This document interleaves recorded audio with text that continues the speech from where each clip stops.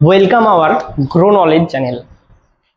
আজকে তোমাদের সামনে নিয়েছি একটা টপিক, যেই টপিকটা মাইক্রো লেসন প্ল্যানের মধ্যে পড়বে।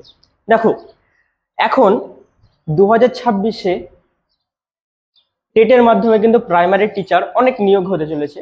তো অনেকেই এখন ডিএলএড এ ভর্তি হয়ে গেছো।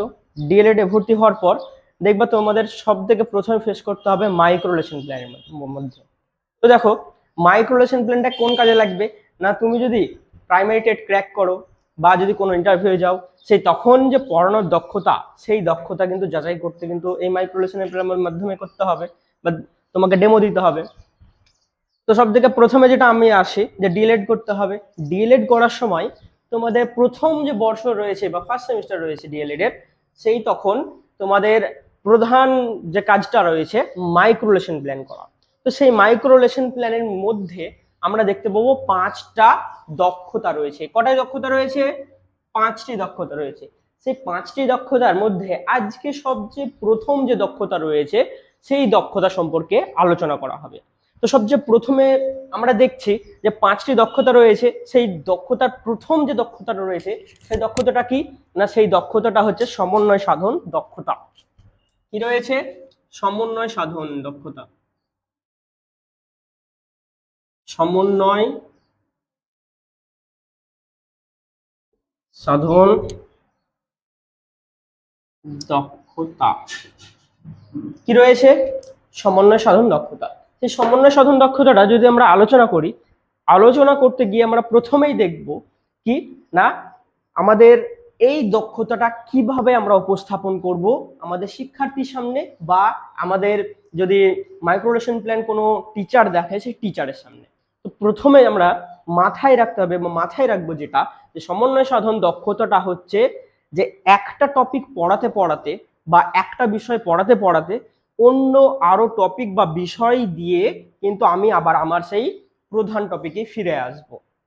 যদি আমরা বাংলা সাবজেক্টের মধ্যে দেখতে যাই, তাহলে আমরা কি দেখব না, ক্লাস 4-এর যদি আমি কোনো একটা বাংলা বইয়ের যদি কোনো একটা টপিক ধরি, সাপোজ আমি যদি প্রথমেই যেটা রয়েছে সবার আমি ছাত্র, কি রয়েছে সবাই প্রথমে রয়েছে যে সবার আমি ছাত্র।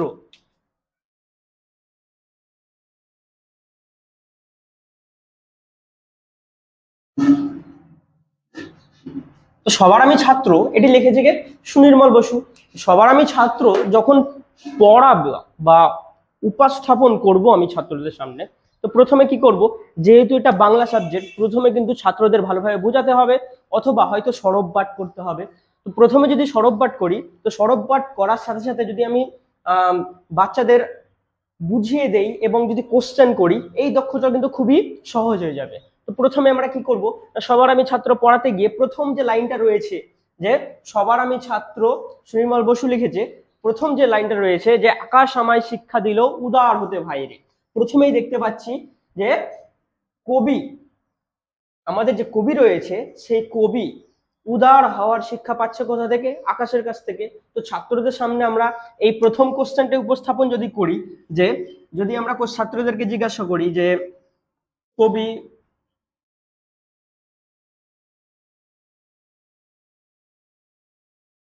উদার হওয়ার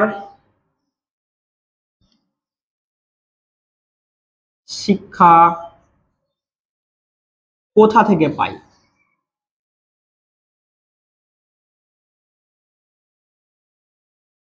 তাহলে উত্তরে কি আসবে আমাদের না, কবি উদার হওয়ার শিক্ষা পায় আকাশের কাছ থেকে।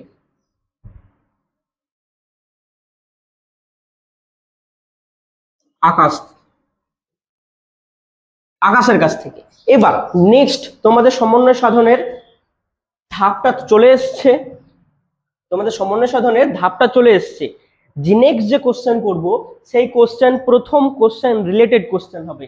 আমাদের মাইক্রোলেশন করতে গেলে কিন্তু আমাদের এটা মাথায় রাখতে হবে যে সম্পূর্ণ যে কোশ্চেন গুলো করবো আমরা, সেই কোশ্চেন গুলো একটা কোশ্চেনের সঙ্গে আর একটা কোশ্চেন কিছু না কিছু রিলেটেড থাকতে হবে, লিঙ্ক থাকতে হবে, তাহলে ছাত্ররা ভালো বুঝতে পারবে এবং তোমাদেরকেও কিন্তু খুবই সুবিধা হবে ছাত্রদেরকে কোশ্চেন করতে। তাহলে নেক্সট কোশ্চেন কি করব, নেক্সট কোশ্চেন যদি করি, আমি ছাত্রদেরকে জিজ্ঞাসা করি যে আকাশ শব্দের ইংরেজি অর্থ কি, তোমরা কি কেউ পারবে? তখন কিন্তু ছাত্ররা দেখবে যে অটোমেটিক্যালি উৎসাহিত হবে কোশ্চেনের উত্তর দিতে এবং সবাই মিলে একসঙ্গে বলবে যে হ্যাঁ স্যার পারবো। কারণ আকাশ খুব একটা টাফ না, আকাশ কিন্তু খুবই নর্মাল বিষয়, এটা ক্লাস 4-এর ছাত্ররা জানেই। তো তখন উত্তরে কি বলবে যে স্যার আকাশ শব্দের যে ইংরেজি অর্থ হলো স্কাই। এটা দেখো আমরা বাংলা পড়াতে পড়াতে কিন্তু এক্ষুনি কোথায় চলে গেলাম, ইংরেজিতে চলে গেলাম। আচ্ছা বেশ, তারপরে বললে কি, আচ্ছা বেশ ঠিক আছে, নেক্সট যে টপিক রয়েছে তখন তোমরা কিন্তু আবার ধারাবাহিকভাবে পড়াতে নেক্সট যে কোশ্চেনগুলো হবে সেই কোশ্চেনগুলো করতে পারো। এছাড়াও আমরা কিন্তু অঙ্কের মধ্যেও কিন্তু করতে পারি সমন্বয় সাধন, ইংরেজির মধ্যেও সমন্বয় সাধন করতে পারি, পরিবেশের মধ্যেও করতে পারি।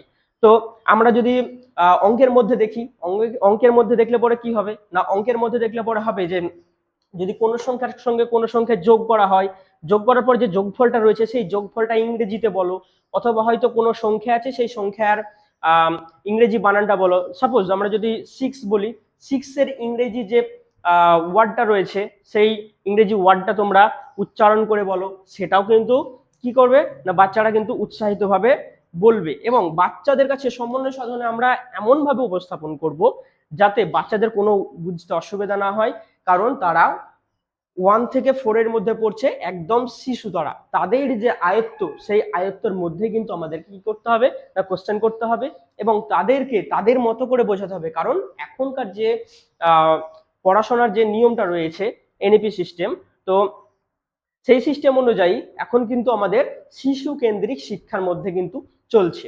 ঠিক আছে, শিশু কেন্দ্রিক শিক্ষা অর্থাৎ হচ্ছে যে বাচ্চাদেরকে প্রাধান্য দিয়ে মাস্টারদেরকে প্রাধান্য নয়, এখন কিন্তু আমাদেরকে বাচ্চাদেরকে প্রাধান্য দিতে হবে।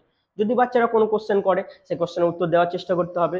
যদি কোনো বাচ্চা ধরো বেশি জিজ্ঞাসা করে তার কিন্তু সম্পূর্ণ উত্তর দিতে হবে, তাকে কিন্তু বাড়ির কাজ দিতে হবে এবং সবাইকে সমান চোখে দেখতে হবে। তো দেখো তাহলে আমরা যে প্রথমে যে দক্ষতা ছিলাম যে সমন্বয় সাধন দক্ষতা, অর্থাৎ সমন্বয় সাধন একটা সাবজেক্ট থেকে তাহলে কি বললাম আর একটা সাবজেক্টে কিন্তু তাদেরকে ভালোভাবে বোঝানো। ঠিক আছে, তারপর আমরা পরপর যে আরো 4টে দক্ষতা রয়েছে সেই দক্ষতাগুলি কি কি না, এরপর রয়েছে শিশু কেন্দ্রিক দক্ষতা, তারপর কি রয়েছে শিক্ষার্থীকে প্রশ্ন করতে উৎসাহী করার দক্ষতা, তারপর রয়েছে পর্যবেক্ষণ করানোর দক্ষতা এবং তারপর রয়েছে কৃত করার দক্ষতা। তো আজকের ভিডিওতে তোমাদের ছিল কি সমন্বয় সাধন দক্ষতা, খুবই ছোটর মধ্যে খুবই সহজভাবে বোঝানোর চেষ্টা করলাম। তোমাদের যদি ভিডিওটা খুব ভালো লেগে থাকে তাহলে তোমরা শেয়ার, কমেন্ট এবং তোমাদের বন্ধুদেরকে আরো বন্ধুদেরকে তোমরা এই যে দক্ষতা রয়েছে এই দক্ষতা সম্পর্কে কিন্তু জানানোর জন্য সুযোগ করে দেবে শেয়ার করে। এরপর নেক্সট যে ভিডিওগুলো আসবে সেই ভিডিওতে কিন্তু আরো পরপর যে দক্ষতাগুলো রয়েছে মাইক্রো লেসন প্ল্যানে যে আরো 4টে দক্ষতা রয়েছে সেই দক্ষতাগুলো আরো ভালোভাবে আলোচনা করা হবে এবং বিভিন্ন বিষয়ের ওপর যদি তোমরা চাও তাহলে সেই বিভিন্ন বিষয়ের ওপরও সেই দক্ষতাগুলো করানো হবে। তোমরা আমাদের এই যে ক্লাসটা রয়েছে খুবই ছোটর মধ্যে উপস্থাপন করলাম এবং এটা তোমরা শেয়ার করে তোমাদের বন্ধুদের জানিয়ে দেবে। ধন্যবাদ।